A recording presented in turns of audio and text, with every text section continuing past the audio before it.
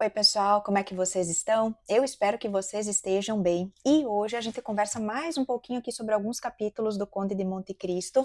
Dessa vez eu decidi que eu vou gravar alguns vídeos de forma separada, depois eu junto tudo aqui para vocês, para que eu consiga explicar de uma forma um pouco melhor aqui para vocês as informações. Então, hoje é dia 24 de dezembro, eu vou gravar uma parte desse relato e depois eu gravo o resto para vocês. Então, deixa eu só comentar com vocês os capítulos que eu vou considerar. Então, nós estamos aqui na parte 2 e eu vou comentar com vocês sobre o capítulo 14, do 14, chamado Amatsolata, até o capítulo 17, que é o encontro, e com esse capítulo, então, eu finalizo aqui a segunda parte, e depois eu vou fazer a leitura a partir da parte 3, que inicia lá no capítulo 1, os comensais, e vai até o capítulo 9, a parelha a tordilha. Então, hoje eu vou comentar com vocês sobre esses 4 capítulos finais. E aí, pessoal, o que acontece aqui? No último vídeo, né, eu comentei com vocês que o Albert e o Franz, eles estavam nos aposentos do Conde de Monte Cristo, que por acaso ficava ali próximo ao quarto em que eles estavam hospedados. E aí, a gente vai ver então que o Franz reconhece ali o Conde de Monte Cristo como sendo o Marujo Simba. E eu tinha comentado com vocês também que o mestre Pastrini aqui, que é o hoteleiro deste hotel onde eles estão hospedados, que ele havia comentado que em Roma existe ali uma figura que é um pouco perigosa, que é uma espécie de um bandoleiro. Eu não cheguei a comentar o nome com vocês no último vídeo, mas o nome deste bandoleiro é Luigi Vampa. Então, ele é uma figura muito conhecida, ele tem um bando, ele lidera um bando aqui de ladrões, e eles costumam roubar, eles costumam sequestrar também, então ele é bastante perigoso, e o mestre Pastrini avisa a esses dois meninos que é importante que eles tenham cuidado ali, porque eles estão em Roma para aproveitar o carnaval. Como o Franz já conhece Roma, ele já está habituado, ele vai apresentar a área para o Albert. E numa dessas, eles estão indo para o Coliseu, e enquanto o Albert está ali, né, seguindo os guias, enfim, conhecendo um pouco da região, o Franz, ele vai ficar numa área um pouco mais afastada, próximo ali de uma coluna, e ele escuta uma conversa entre duas pessoas, e nessa conversa, eles estão tratando ali de uma pessoa que foi condenada. Então, nós temos aqui duas pessoas, duas figuras que vão ser condenadas à morte e com duas práticas diferentes, digamos assim, né? Uma delas é condenada à mazzolata, que seria esta morte por meio de... É como se fosse um golpe que é dado aqui, né, no condenado, então ele é morto desta forma. E a outra pessoa, o outro condenado, vai ser morto de forma a ser decapitado. Né? Então, esta pessoa que vai sofrer ali a mazzolata se chama, eu anotei aqui o nome, Andrea Rondolo. Então, ele foi condenado por assassinar um cônego. E o outro, que se chama Pepino, vulgo Rocca Priori, ele está associado aqui ao grupo do Luigi Vampa. Então, esta conversa que o Franz escuta é entre o Luigi Vampa e o Conde de Monte Cristo, que ele meio que reconhece a voz por conta daquela memória que ele tem do Simba, o Marujo, enfim, daquele encontro que ele teve lá na ilha de Monte Cristo.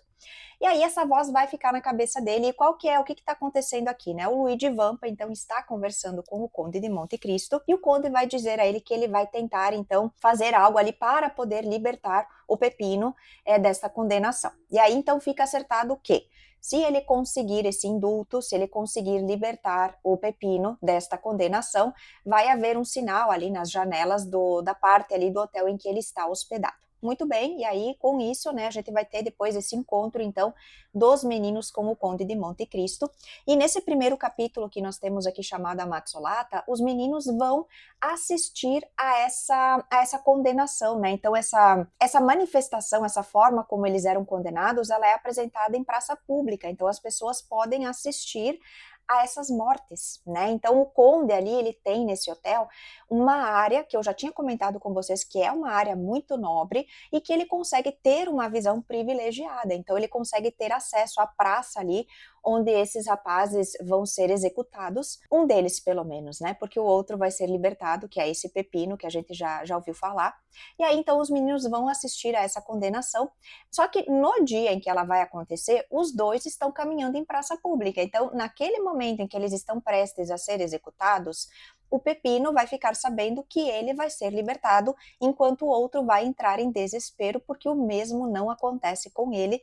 E aí a gente vai ter, né, enfim, a ação ali acontecendo e a forma como essa morte, enfim, é descrita é bem violenta. Eu confesso que eu não conhecia essa técnica, não sei se eu posso chamar dessa forma, muito brutal, muito sangrenta, muito bem visual, assim, a forma como ela é descrita aqui, mas enfim, o André acaba, né, pagando ali, enfim, pelos seus pecados, e o Pepino, então, ele é libertado. E aí, depois disso, o que é que vai acontecer? Os dois jovens que estavam em Roma para aproveitar o carnaval, vão aproveitar o carnaval. Então, a gente vai ver que o conde coloca à disposição deles até mesmo um coche que ele tem, porque os meninos não haviam conseguido um meio de transporte ali para poder andar por Roma e aproveitar o carnaval, então eles já estavam meio desesperados, mas o conde consegue isso para eles porque o conde consegue tudo, não é mesmo? O conde tem todos os contatos possíveis e imagináveis, então ele tem um coche ali à disposição que ele vai deixar para os meninos. Então a gente vê que o conde é um excelente anfitrião, ele vai oferecer ali refeições, também jantares, enfim, para os meninos, e ele vai deixar tudo ao dispor aqui dos dois. E aí eles vão aproveitar ali o período do carnaval, né? São algumas noites ali em que o carnaval acontece, o carnaval de rua. E numa dessas, o Albert vai meio que conhecer uma moça que está num outro coche e ela vai meio que fazer algumas gracinhas ali para ele e ele vai ficar assim meio que quase que apaixonado por essa moça. E aí vai chegar um determinado momento em que ele vai contar para o Franz que ele recebeu uma carta dessa moça que é para ele se encontrar. E aí o que vai acontecer, né? Esse encontro, esse suposto encontro, ele vai se concretizar, então o Albert vai ao encontro dessa menina, acreditando, né, que ele iria encontrar com ela, e aí o Franz vai fazer as outras coisas, né, enfim, o Albert já tinha pedido para ele para deixá-lo sozinho no coche nas outras noites, para que ele pudesse ali aproveitar, né, a situação. E aí o Albert, então, vai ao encontro dessa moça, só que ele vai desaparecer. Então o Franz começa a ficar meio preocupado, o que será que aconteceu? O Albert não volta, né, para os aposentos, e nisso ele vai receber um bilhete. Alguém vai até o hotel para entregar a ele um bilhete, e neste bilhete nós temos ali a informação de que o Albert foi sequestrado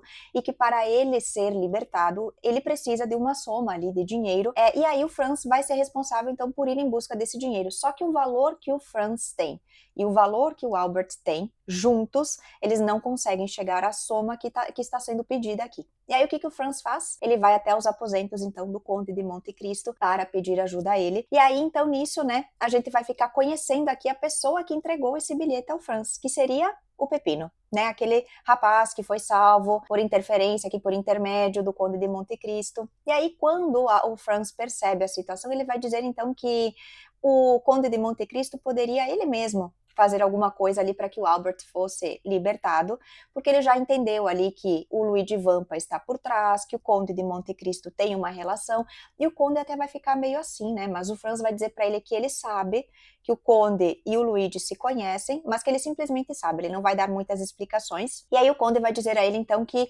ele vai fazer o intermédio aqui para poder salvar o Albert, e eles vão até uma região que é chamada aqui de Catacumbas, as Catacumbas de São Sebastião. Eles vão até essa área então que fica mais afastada, que é uma espécie de um cemitério, que é onde o Luigi Vampa está com o seu grupo, e o Albert está preso ali com eles, e aí então o Conde vai até lá, resgata, né, o Albert, e ele até comenta com o Luigi Vampa que eles têm um acordo de que os amigos do Conde não devem ser envolvidos ali no que o Luigi está acostumado a fazer, e com isso ele consegue então libertar o Albert sem precisar pagar valor nenhum, né? E o Albert vai ficar muito agradecido. E aí ele vai dizer ao Conde, então, que quando ele for a Paris, que ele faz questão de recepcioná-lo, de apresentar ao Conde Paris, e aí o Conde vai dizer que ele nunca esteve em Paris, mas que ele tem planos de ir, que ele tem algumas coisas que ele precisa resolver, né, na cidade, e aí então eles vão acordar aqui de se encontrar dali depois de alguns meses, porque os meninos estavam em Roma só para aproveitar o carnaval, e depois que o Albert é resgatado, então, no dia seguinte ele decide voltar para casa, ele decide voltar a Paris, e vai ficar acordado então que eles vão se encontrar.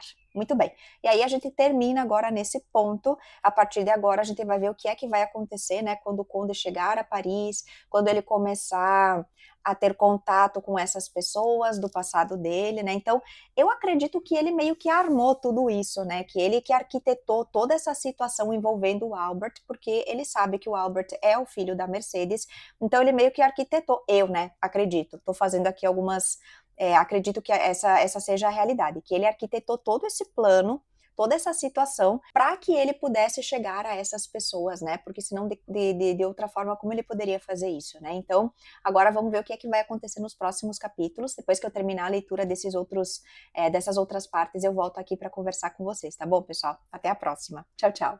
Oi, pessoal, como é que vocês estão? Eu espero que vocês estejam bem. E hoje a gente conversa sobre mais uma parte aqui, né, dos capítulos do Conde de Monte Cristo. Eu tinha feito um vídeo, né, para finalizar a parte 2, no caso, né, tinha falado sobre os últimos 4 capítulos, e aí hoje, então, eu vou falar sobre os capítulos referentes à parte 3. Então, a gente começa ali nos comensais e vamos até a parelha tordilha. E aí, então, pessoal, o que eu tenho para comentar aqui com vocês? Depois desse encontro, né, do Albert, do Franz, lá com o Conde na Itália, lá em Roma, eles acordam então, né, eles decidem, ali o Conde conversa com o Albert, e ele vai dizer então que ele irá a Paris para visitar o Albert. E aí então nós temos aqui já nesse primeiro capítulo, os comensais, o Conde visitando o Albert. Então a gente tem o Albert aqui já todo meio assim preocupado, né, com a presença do Conde, em deixar tudo organizado para poder recepcioná-lo. Ele inclusive convidou ali, tem algumas pessoas ilustres, algumas figuras importantes que estão ali dentro dessa residência. Então o Albert, ele vive na mesma propriedade aqui dos pais, mas ele mora numa casa separada, ali dentro desta propriedade, de modo que ele tem um espaço só para ele, e é nesse espaço então que ele irá receber o conde, e aí todas essas pessoas que estão presentes vão ficar muito impressionadas. O conde, ele é uma figura bastante misteriosa, né? Ele gera uma certa curiosidade aqui a respeito da sua figura, da sua origem. Então, todas essas pessoas que estão presentes ali, de uma certa forma, no início elas estavam meio assim, né, em relação ao conde, mas depois que ele se apresenta, depois que ele começa a conversar, as pessoas percebem que de fato ele é uma figura muito imponente aqui, né? E uma coisa que é muito curiosa é que nesse café da manhã organizado aqui para o Conde de Monte Cristo, uma dessas visitas que está ali na residência do Albert é do filho do senhor Morrel. Vocês lembram lá que o senhor Morrel, ele tinha um filho, ou melhor, tem um filho, né, que é o Maximilien, que ele tinha sido chamado pela família no período em que o pai não estava muito bem. E isso vai ser muito positivo para o conde quando ele vai ver ali o Maximilien, que ele vai ver que ele se tornou um rapaz direito, né, uma pessoa correta. Então, para ele essa presença é muito positiva. E aí depois disso, depois desse café da manhã, dessa troca, né, de informações, ali o conde se apresentando, conversando um pouco com essas pessoas, ele será apresentado então aos pais do Albert. Para o Fernand, não houve nenhum tipo de surpresa, tudo certo, foi uma apresentação tranquila, mas para a Mercedes, a gente percebe aqui que a apresentação dela com o conde, a presença do conde ali no cômodo, gerou um certo desconforto, ela não se sentiu muito bem. Então eu acho que ela sentiu alguma coisa diferente aqui, talvez ela percebeu alguma coisa que para os outros passou batido. Muito bem. E aí o que vai acontecer? Todos estão preocupados em saber onde é que o conde vai ficar hospedado, né, enquanto ele estiver em Paris. E aí ele vai dizer que ele já está com uma residência ali comprada, ele vai ficar em Paris por um tempo e ele já tem uma residência fixa. E ele tem aqui um intendente que é o Bertuccio, que é uma pessoa que é considerada aqui o braço direito do conde. Então, geralmente ele é enviado na frente para que ele possa comprar os imóveis ou ele possa adquirir aquilo que o conde deseja, para que quando o conde chegue ali nesse determinado lugar, ele já tenha todas essas coisas ao seu dispor. E aí, então, eles descobrem que o conde irá fixar residência ali em Paris por esse tempo que ele vai ficar por ali, ele vai comprar uma propriedade aqui suntuosa, né, vai ter acesso a tudo que há de bom e de melhor, e a gente vai conhecer também um pouco a respeito do Bertuccio. Então, o que vai acontecer? O conde, enquanto ele está em Paris, ele compra esta residência, mas ele também tem interesse em uma casa de campo. E aí, quando ele vai fazer a compra, né, quando ele fecha a compra dessa residência, então ele não conhece a propriedade, né, a princípio dá a entender que ele não tem conhecimento, mas a gente sabe que todos os movimentos do conde, eles são calculados, né, então todos os passos que ele dá, eles têm um propósito. Então, ele tem todo um plano, digamos assim, na cabeça, de passos que ele precisa dar para que ele consiga fazer aquilo que ele deseja, né? Então a gente sabe que ele tem um plano de vingança aqui e ele começa muito aos poucos nessa manipulação. Então eu acredito que o alvo principal dele aqui, o alvo inicial, foi exatamente o Albert, para que ele pudesse acessar todos os outros, porque os outros personagens se conectam, né? Então o que vai acontecer? Ele decide comprar essa casa de campo e essa casa de campo pertencia ao sogro do senhor de Villefort. Então, o senhor de Villefort era casado, né? Ele se casou com uma marquesa, se eu não estou equivocada, e essa propriedade, essa casa de campo, pertencia aos pais dela. E o Bertuccio está conectado com esta residência. Por quê? Então a gente vai ter uma parte aqui em que o Bertuccio, ao saber o nome da propriedade, a localização dessa propriedade em que o conde irá viver ali, vai passar os seus dias nessa casa de campo, ele fica sem cor, assim, ele começa, né, meio que suar frio ali, porque ele tem uma conexão com essa propriedade. E aí, a gente vai saber que o Bertuccio foi indicado ao conde através de um abade, e aí a gente vai saber que o Bertuccio cometeu um crime. Então, no passado, o Bertuccio tinha um irmão que era um bonapartista. Esse irmão acabou sendo assassinado e ele procura o senhor de Villefort com a esperança de que ele faça justiça, de que algo seja feito ali por conta do que aconteceu com o irmão dele. Mas o senhor de Villefort vai dizer que, enfim, o que aconteceu é uma fatalidade, né? São coisas que acontecem. Ele não vai dar lá muita importância para isso e o Bertuccio não vai gostar, né, dessa resposta e ele vai dizer ao senhor de Villefort que é bom ele se cuidar porque ele pode correr risco de vida, né? Então o Bertuccio aqui meio que ameaça o senhor Villefort de morte e depois disso ele passa meio que andar ali acompanhado, né? Sempre se cuidando ali, porque ele sabe que existe alguém na espreita ali tentando fazer alguma coisa, que seria no caso o Bertuccio. E aí quando eles chegam ali nessa residência, né, nessa casa de campo, o Bertuccio meio que vai ficar assim, né? Ele não sabe muito bem o que fazer. O Conde de Monte Cristo já percebeu que ele está muito estranho e ele começa a interrogá-lo, né, para tentar entender o que é que está acontecendo. E aí o Bertuccio então vai dizer que nesta casa foi a casa onde aconteceu um crime, um assassinato, e aí ele vai explicar que ele começou a seguir o senhor de Villefort, e o senhor de Villefort costumava ir até essa residência, onde vivia uma viúva, depois que a família ali, né, os sogros do senhor de Villefort deixaram essa residência, ela foi passada ali, alugada, se não me engano, para uma viúva, e o senhor de Villefort costumava visitar essa viúva, então ele acessava essa residência através de um portãozinho que tinha ali, que ficava meio afastado, de modo que ele não seria visto entrando ali com facilidade pelas outras pessoas, ele não seria reconhecido facilmente, e o Bertuccio decidiu segui-lo então até que chegou um momento em que ele consegue fazer com que este crime aconteça, digamos assim, né? Então ele vai atacar este homem que ele acredita ser o senhor de Villefort e ele irá matá-lo. Só que no dia que esse crime acontece, antes, né, do Bertuccio fazer o que tinha que ser feito, ele vê o senhor de Villefort saindo dessa residência carregando uma caixinha, e aí ele cava um buraco ali no chão do jardim e ele enterra essa caixa, depois ele disfarça ali a região para que ninguém perceba o que aconteceu. Depois que ele comete ali o crime, ele vai desenterrar essa caixinha e aí ele vai até uma área afastada e ele abre esta caixa. Então o que acontece? Ali dentro desta caixinha tinha um bebê. E aí ele percebe que esse bebê, ele ainda tem batimentos, ele decide ressuscitá-lo, e aí ele vai entregar depois esse bebê para um orfanato, ali, enfim, vai entregar para uma instituição para que possa cuidar dele. E nesse meio tempo, a viúva, né, do irmão dele, que é a cunhada do Bertuccio, ela vai ficar desamparada, porque o marido faleceu, ele era a única pessoa ali que ajudava, né, no sustento da casa, então o Bertuccio, ele meio que se sente ali na obrigação, né, de ajudar esta cunhada, e ele conta para ela sobre esse bebezinho, e ela até diz para ele que seria bom, né, de repente ali depois de um tempo que eles conseguissem ficar com esse bebê, que eles pudessem criá-lo de alguma forma, né, enfim.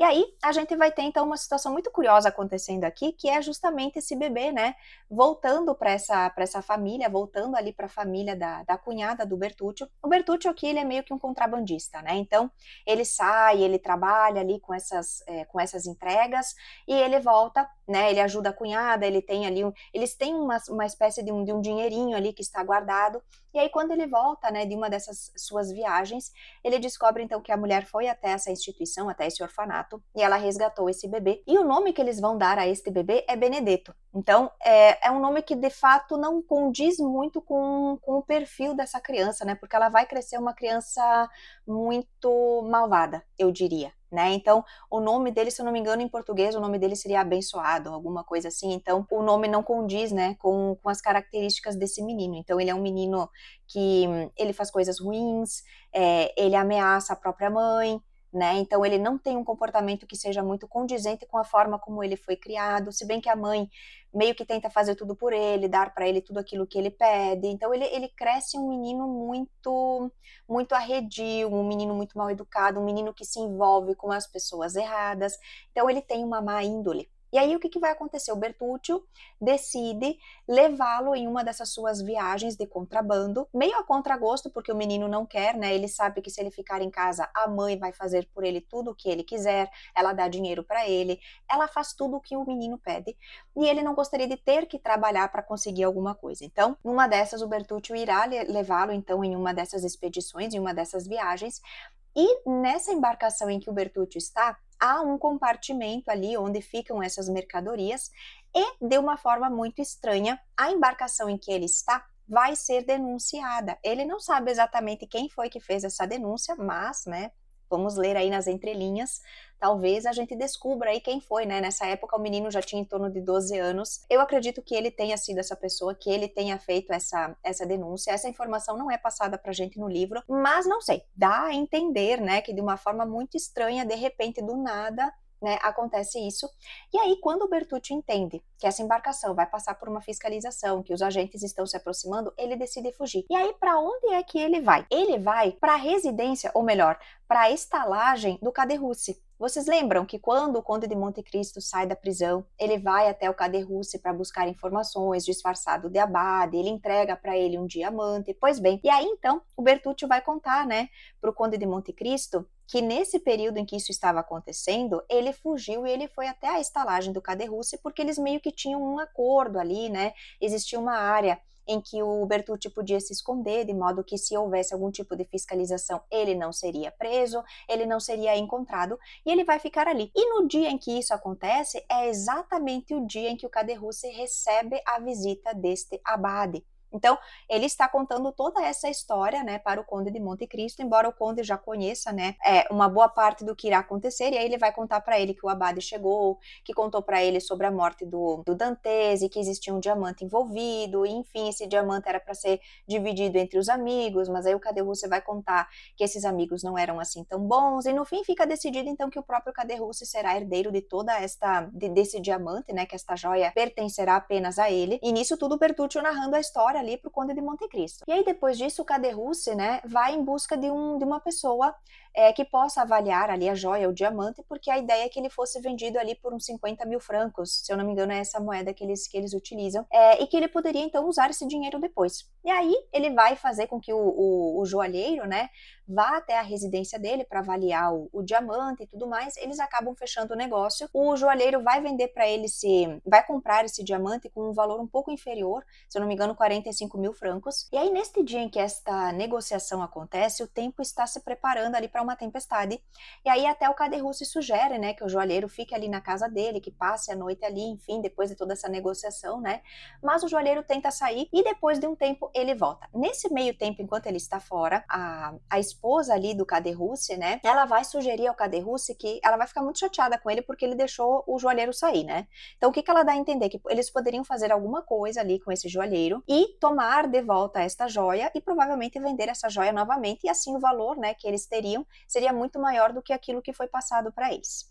E aí, nesse meio tempo, enquanto essa conversa acontece, o joalheiro volta, porque o tempo está muito perigoso, está muito tempestuoso, ele não consegue, de fato, voltar para casa. E aí ele vai passar a noite ali na estalagem. Só que o que vai acontecer? Depois que eles colocam esse joalheiro para dormir, oferecem para ele ali o próprio quarto, né? O casal oferece o próprio quarto deles para que ele passe a noite. Vai haver uma conversa entre a esposa do Caderousse e o Caderousse, e aí isso tudo o Bertuccio narrando pra gente. E lá pelas tantas, então, o Caderousse vai se afastar, ele vai subir até o cômodo e eles vão acabar matando este joalheiro. Então, o joalheiro vai morrer e o Caderousse mata também a esposa. Então, ele foge dessa residência ali no dia seguinte, já ele foge, e o Bertuccio decide subir ali para o cômodo, ele sai daquele lugar onde ele estava escondido, ele sobe até o quarto e ele percebe que a esposa do Caderousse está morta e ele percebe também que o joalheiro está morto. E no que ele desce as escadas, já tem todo um grupo de policiais ali dentro. Por quê? Quando ele fugiu lá da embarcação, alguns agentes alfandegários, alguns policiais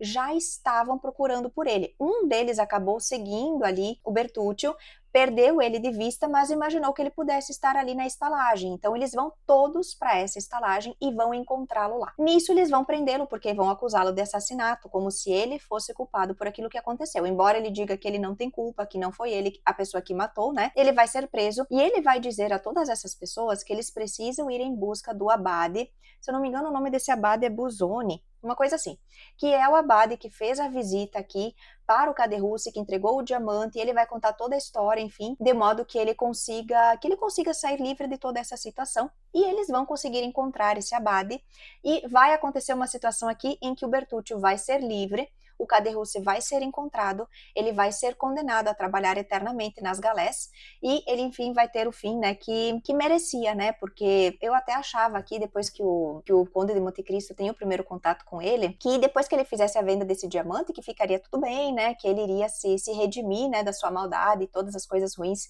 embora ele não tenha participado ativamente aqui na prisão do Conde, ele sabe, né, ele sabe o que ele fez, ele sabe que ele sabia e que ele omitiu informações, né, então ele tem uma certa culpa, né, mas eu pensei que depois dessa visita, que de repente ele fosse se tornar uma pessoa melhor, só que não, né, então a gente vê que o autor, inclusive, não deixa ponto sem nó, né, uma informação que havia sido comentada lá, né, mais para trás aqui na história, de repente ela volta assim, né, e essas informações elas se encontram de um jeito que, né, faz a gente se questionar, mas então é isso que vai acontecer. E aí o Bertuccio vai chegar para o Conde como indicação deste abade, né, esse abade dizendo então para o Conde que ele seria uma pessoa de confiança, né, que ele pode começar a vida dele de uma forma diferente, né, e esse menino, né, esse menino a gente não tem mais conhecimento, o menino que seria ali a criança adotada, né, pelo Bertuccio e pela cunhada, não se tem mais conhecimento dele, porque esse menino vai voltar para casa e ele vai armar uma espécie de uma armadilha aqui para a própria mãe, ele quer que ela entregue para ele todo o dinheiro que ele tem, ele volta, né, com um grupo de amigos e eles vão prender a cunhada, né, do Bertuccio dentro de casa e vai acontecer uma situação aqui em que eles vão colocá-la sobre o fogo, sobre as chamas para tentar torturá-la de uma certa forma para que ela entregue o dinheiro e essa brincadeira, né, ela vai sair do controle e as chamas vão se espalhar pelo corpo desta mulher, de modo que ela vai ser queimada viva. Esses meninos vão roubar todo esse dinheiro e eles vão desaparecer. Então o Bertuccio vai contar toda a história da vida dele até ele chegar ao próprio Conde, né, como foi que ele chegou, como foi que esse contato com esse abade aconteceu, né, e enfim, a gente entende então o que é que aconteceu aqui, por que é que ele está tão preocupado, por que é que ele não quer ficar circulando ali nesta área do jardim, né, enfim. E aí, nesse meio tempo, então, a gente vai ter o Conde fazendo visitas aqui para algumas pessoas, a gente vai ter o Danglars chegando na residência do Conde, né, para se apresentar a ele, mas no dia em que ele vai até lá, o Conde não vai querer recebê-lo, e o Conde vai ficar, assim, impressionado com os cavalos que o Danglars tem, né, então ele vai dizer para o Bertuccio que quando ele falou com o Bertuccio, que ele queria os melhores cavalos que estivessem disponíveis, só que ele disse que ele vai dizer para o Bertuccio que os cavalos que ele tem não são como esses que o Danglars tinha quando foi visitá-lo na sua residência. E aí ele vai dizer para o Bertuccio que é para ele dar seus pulos, que é para ele fazer o que for preciso, para que ele consiga ter aqueles cavalos do Danglars sendo os seus cavalos, né, para transportá-lo ali aonde quer que ele precise ir. E depois de um tempo, então, ele vai visitar o Danglars, né? Ele vai ter ali o cartão do próprio Danglars, ele vai deixar ali na residência do Conde, já que ele não consegue se encontrar com ele. E aí ele vai visitar, então, o Danglars na sua residência. Ele chega lá no seu coche com aqueles cavalos que pertenciam ao Danglars. Claro que ele fez uma oferta muito boa, né?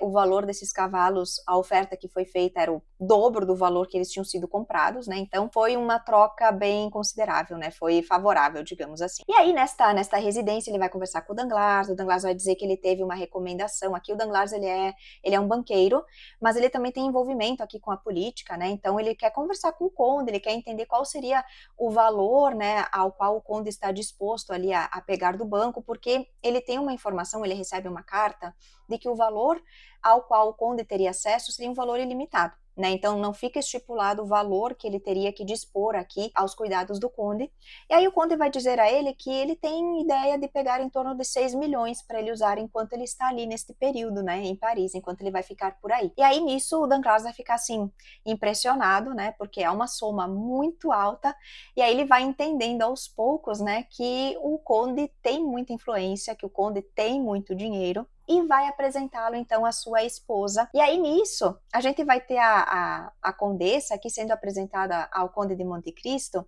e a gente vê que o relacionamento dela com o Danglars não é lá dos melhores, mas ok. E aí a condessa vai receber uma informação da aia dela ali no cômodo em que ela está com o Conde de Monte Cristo, de que os seus cavalos não estão no seu devido lugar. E aqueles cavalos que o conde comprou do Danglars pertenciam a essa condessa, e aí ela vai ficar assim chocada, porque o marido vendeu os cavalos, e aí ele vai dizer assim, que ele preferia vender mesmo, porque ele achava eles muito ariscos, muito perigosos, que talvez alguma coisa pudesse acontecer com ela, e na verdade a única coisa que ele queria era o dinheiro. E aí, então, nisso, né, o que vai acontecer? O conde vai voltar para casa, né, depois de se apresentar ali para essa condessa, enfim, deles conversarem um pouco, e ele decide, então, presenteá-la com os seus cavalos. Então, ele vai devolver a ela esses cavalos com alguns diamantes, com algumas joias ali, né, porque ele diz que ele não quer começar, de uma certa forma, essa vida em Paris com nenhum tipo de animosidade, né, ele não quer ter a inimizade de uma pessoa como essa condessa, por exemplo, né. E aí, depois disso, a gente vai ter, então, o conde ali na sua residência, e vai passar pela residência dele um coche com esses cavalos, né, porque a condessa irá emprestar o coche que ela tem, né, para a esposa do senhor de Villefort. E aí, nisso, a senhora de Villefort vai estar passando ali pela residência do conde, e aí a gente vai ver que o coche está meio desgovernado, que esses cavalos, eles estão muito ariscos ali, né, o próprio cocheiro não está conseguindo dar conta desses cavalos, e aí nisso, o conde tem um escravo, que é o Ali, e é ele que irá aparecer ali para salvar essa mulher e o filhinho dela que estão dentro deste coche. Claro que tudo isso já tinha sido previamente organizado com o próprio conde, né? Ele já tinha meio que previsto tudo isso, né? Ele já tinha meio que programado tudo isso, então ele já sabia o que estava para acontecer, e no fim os planos dele dão muito certo, porque ele acaba então se encontrando também com a esposa do senhor de Villefort, e aí ela até comenta, né? Ela comenta com ele que ela já tinha ouvido falar sobre ele, que ela ouviu muitas coisas a respeito dele, mas que depois de tudo isso que ele tinha feito por ela, né? Ela o levava na mais alta consideração. Ele salvou o filho dela, né? O menino meio que desmaiou ali enquanto isso tudo estava acontecendo. E aí então a gente termina aqui nessa parte, né? Onde a gente tem essa parelha tordilha, e com isso a gente percebe que o conde, ele dá ali um jeitinho de estar presente na vida de todas essas pessoas que estão conectadas de alguma forma com o passado dele, né? E é isso, pessoal. Então, na próxima semana, depois eu deixo aqui na descrição do vídeo quais serão os próximos capítulos, mas eu acredito que a gente vai terminar já a parte 3, e aí depois eu deixo também para vocês a parte do calendário, considerando daí o segundo volume, né? E as partes que estão contidas nele, ok? Então, eu vou ficando por aqui, pessoal. Se vocês me acompanharam até aqui, não se esqueçam de se inscrever aqui no canal, de deixar o seu like, de ativar o sininho para as notificações, e a gente se vê numa próxima. Até lá. Tchau, tchau.